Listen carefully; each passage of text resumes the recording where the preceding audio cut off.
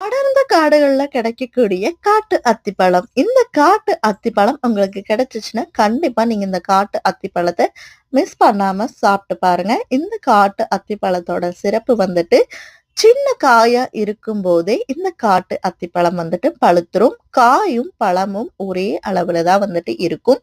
இந்த அத்திப்பழத்தோட சுவை வந்துட்டு நாடன் அத்திப்பழத்த சுவைய விட அதிகப்படியான இனிப்பு தன்மையும், சத்துக்களும் வந்துட்டு இந்த காட்டு அத்திப்பழத்துக்கு வந்துட்டு இருக்குது.